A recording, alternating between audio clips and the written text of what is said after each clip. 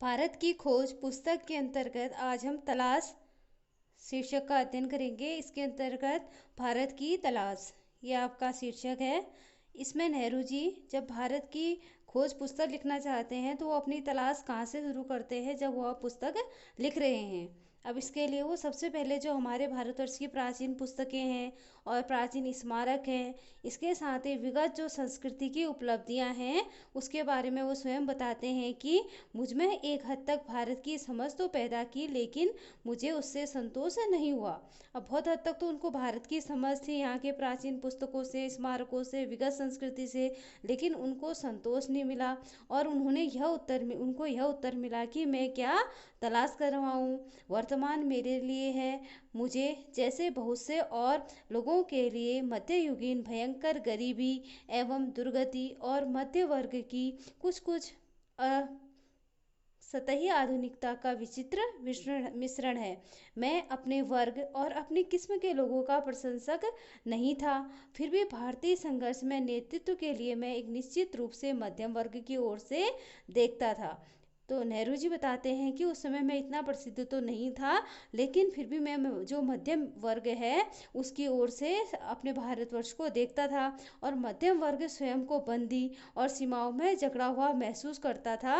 यहाँ पर जो मध्यम वर्ग के लोग हैं उसकी उनके भीतर क्या भावनाएं हैं, इसके बारे में नेहरू जी बहुत हद तक बताने की कोशिश कर रहे हैं। और वो कह रहे हैं कि खुद की तरक्की और विकास, जो मध्यम वर्ग है वह खुद की तरक्की और विकास चाहता है। अब जो अंग्रेजी शासन के ढांचे के भीतर ऐसा कर पाना क्या था, कठिन था। और अंदर मनुष्य के अंदर ये करने के लिए विद्रोह की भावना पनपने लगी। और लेकिन यह चेतना उस ढांचे के खिलाफ नहीं होती थी जिसे हमें दिया था। अब क्योंकि उस समय पे आंदोलनकारियों को, उनके विचारों को उतने प्राथमिकता नहीं दी जाती थी और उनको क्या किया जाता था, रौंद दिया जाता था, करते उनको रोक दिया जाता था। उनके जो अंदर कोई भी भावनाएं अगर पैदा हो रही हैं तो उनको दबा दिया जाता था। अब इस ढांचे को बनाए रखने के लिए अंग्रेजों को हटाकर उनका संचालन करना चाहते थे, नेहरू जी ऐसा बताते हैं।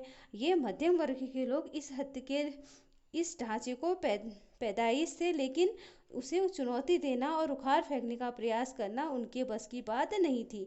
अब जो मध्यम वर्ग के लोग हैं, हमेशा देखा जाता है कि जो मध्यम वर्ग के लोग हैं उनमें विकास की भावना ज़्यादा होती है। अब अंग्रेजों के समय में भी वह अपना विकास करना चाहते थे मध्यम वर्ग के लोग, लेकिन जो अंग्रेज शासन थे वह उनको ऐसा नहीं करने देते थे। और मध्यम वर्ग के लिए यह एक चुनौतीपूर्ण कार्य था कि वह अंग्रेजों को यहाँ से उखाड़ फेंके, और यह उनके बस से थोड़ा बाहर की चीज़ थी। अब नई ताकतों ने सिर उठाना और वे ग्रामीण जनता की ओर ले गई। पहली बार एक नया और दूसरे ढंग का भारत उन युवा बुद्धिजीवियों के सामने आया जो इसके अस्तित्व को लगभग भूल चुके थे। अब यहाँ पे नेहरू जी बताते हैं कि पहली बार मैंने देखा कि यहाँ के लोगों में कुछ मतलब नए अस्तित्व को, अपने अस्तित्व को बनाए रखने की बात उठ रही है, और वो लोग एक नए भारत का निर्माण करना चाहते हैं, जो युवा वर्ग थोड़ा बुद्धिजीवी हैं, थोड़ा पढ़ लिख गए हैं। अब यह दृश्य बेचैन करने वाला था। अब इसके आगे वो बताते हैं कि ये दृश्य बेचैन करने वाला था कि हमारे कुछ मूल्यों और निष्कर्षों में संदेह उत्पन्न कर दिया था। अब लोग बढ़ना तो चाह रहे थे, लेकिन जो उनके विचार थे, प्राचीन मूल्य थे, वह उनको आगे बढ़ने नहीं दे रहे थे। वो आगे बढ़ने के लिए उनमें संदेह उत्पन्न कर रहे थे। तब हमने, यहाँ पे नेहरू जी स्वयं बता रहे हैं कि तब हमने भारत के वास्तविक रूप की तलाश करनी शुरू की। तलाश का अर्थ है खोज करनी शुरू की उन्होंने। इससे हमारे भीतर इसकी समझ और द्वंद्व दोनों ही पैदा हुए। अब कुछ लोग इस ग्रामीण समुदाय से पहले तो परिचित थे, इसलिए उन्हें कोई नया उत्तेजक अनुभव नहीं हुआ, पर मेरे लिए यह सही अर्थों में नई तलाश के लिए की जाने वाली एक यात्रा थी।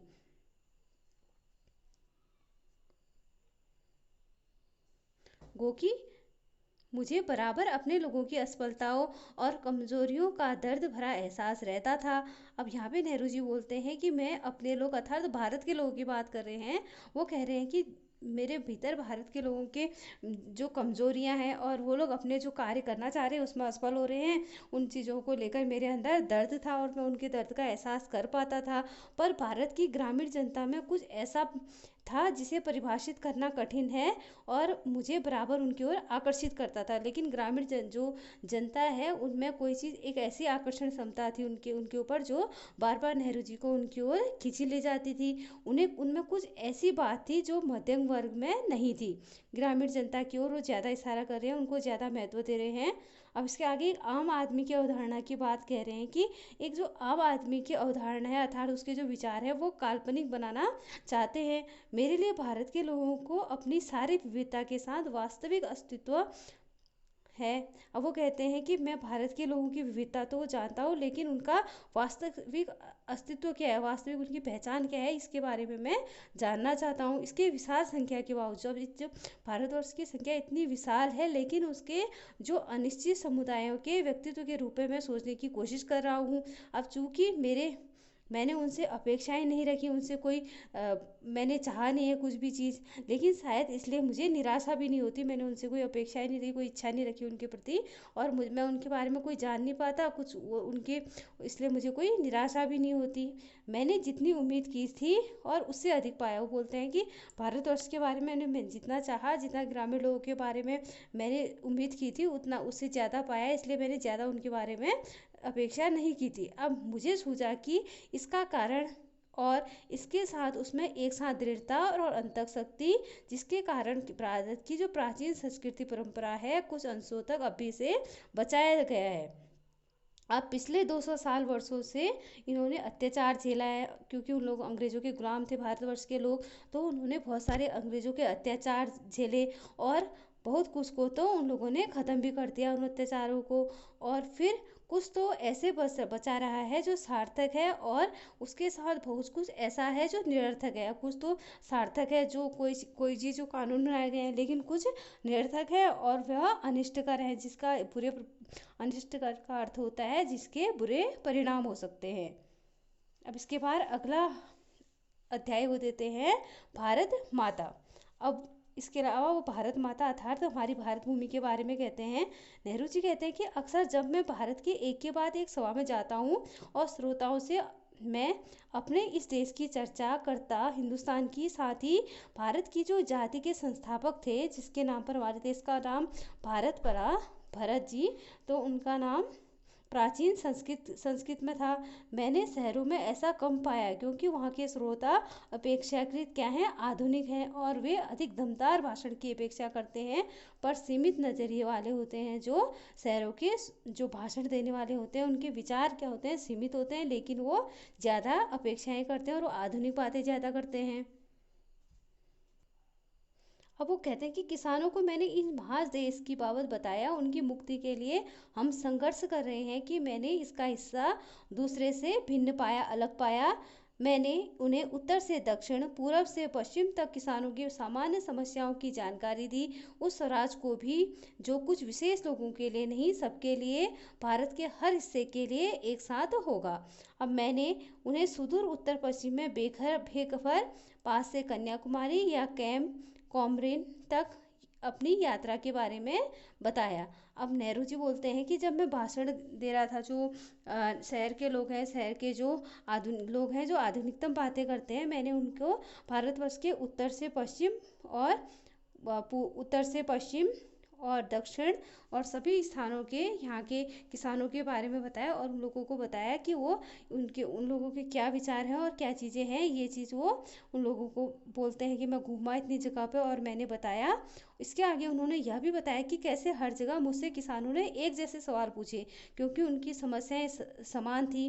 वो गरीबी, कर्ज, निस्वार्थ जमींदारी, महाजन, भारी लगान और कर जैसी समस्याओं से सभी जो किसान थे पीड़ित थे, और विदेशी हुकूमत ने उनको आरोपित किया था, उनके ऊपर तरह तरह के आरोप लगाए थे, उनको तरह तरह की कष्ट दिए थे। साथ ही यह भी राहत भी सबके लिए आनी चाहिए। तो मैंने बताया कि सबके लिए राहत आनी चाहिए, क्योंकि सारे किसानों की समस्याएं एक जैसी हैं। मैंने इस बात की कोशिश की कि भारत को अखंड मानकर उसके बारे में वो लोग सोचें, साथ ही थोड़ा बहुत उस विराट विश्व के बारे में भी सोचें जिसके हम एक हिस्से में रहते हैं।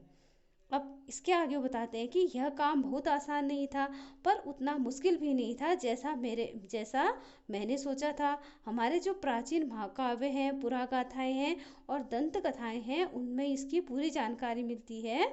इस साहित्य ने अपने देश की अवधारणा अर्थात विचारों को उसे परिचित करा दिया था। इन लोगों में से हमेशा कुछ ऐसे भी होते हैं जिन्होंने भारत के चारों कोनों में स्थित धार्मिक स्थलों की यात्रा की थी। अब इसके आगे वो बताते हैं कि कभी कभी जैसे ही मैं किसी सभा में पहुंचता था, जैसे नेहरू जी कभी कोई सभा में जाते थे, तो उनके स्वागत में अनेक जो गीत लोग गा उठते थे, जैसे भारत माता की जय। मैं उनसे अचानक प्रश्न कर देता था कि इस पुकार से उनका क्या आश्रय है, क्या अर्थ है। मेरा प्रश्न उन्हें मनोरंजक लगता था, अच्छा लगता था, और वो लोग चकित हो जाते थे। उनकी ठीक ठीक समझ में नहीं आता था कि मुझे क्या जवाब दें।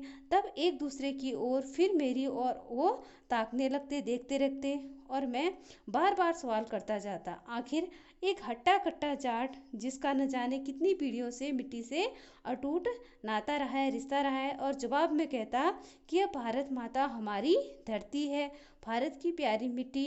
मैं फिर सवाल करता, कौन सी मिट्टी? जिसके अपने गांव के टुकड़े टुकड़े की, या जिले की, या अन्य राज्य की।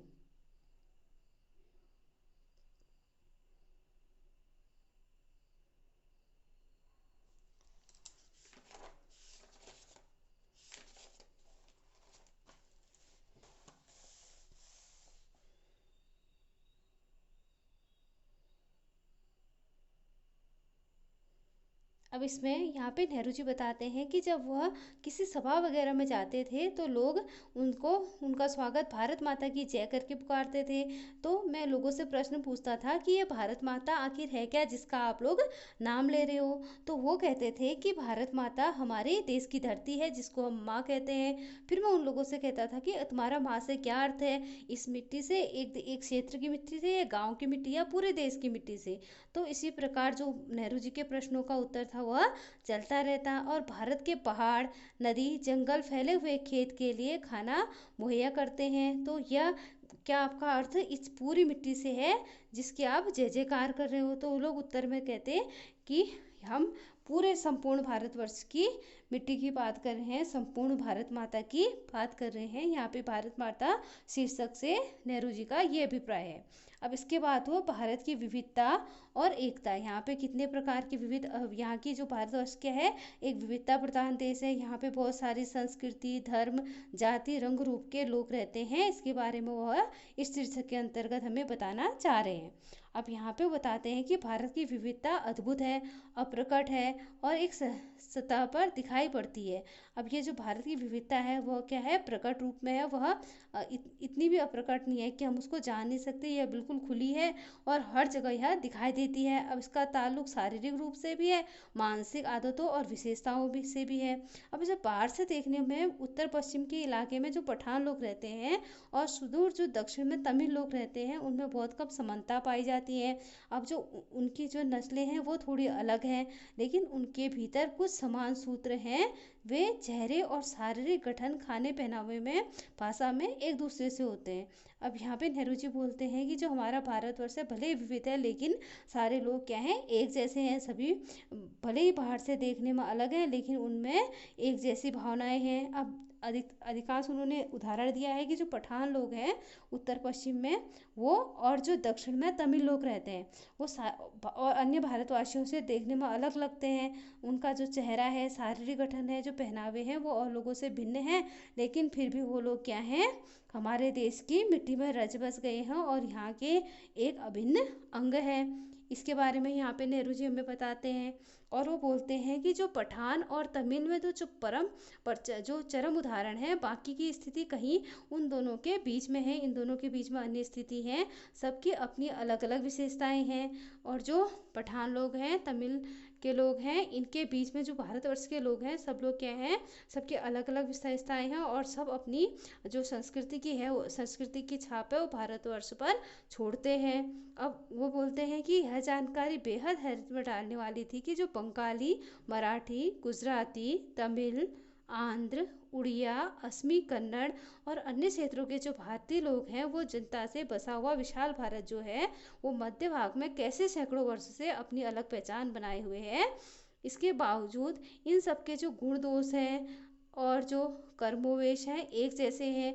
उनकी जो जानकारी है पुरानी परंपराएं और अभिलेखों में, उनके जो प्राचीन उनका साहित्य था, संस्कृति थी, वो हमें प्राचीन अभिलेखों में मिलती है और उनकी परंपराओं द्वारा हम उनके बारे में जान सकते हैं। अब उसके साथ ही वो बताते हैं कि राष्ट्रीय जो विरासत है वो नैतिक और मानसिक विशेषताएं भी समान है।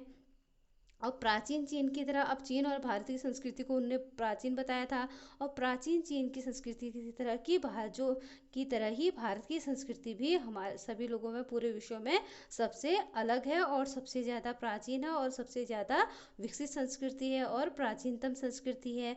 और जब भी विघटन के तत्व उभरे हैं तत्काल उनमें सामंजस्य खोजने के प्रयास भी को भी बढ़ावा मिला है।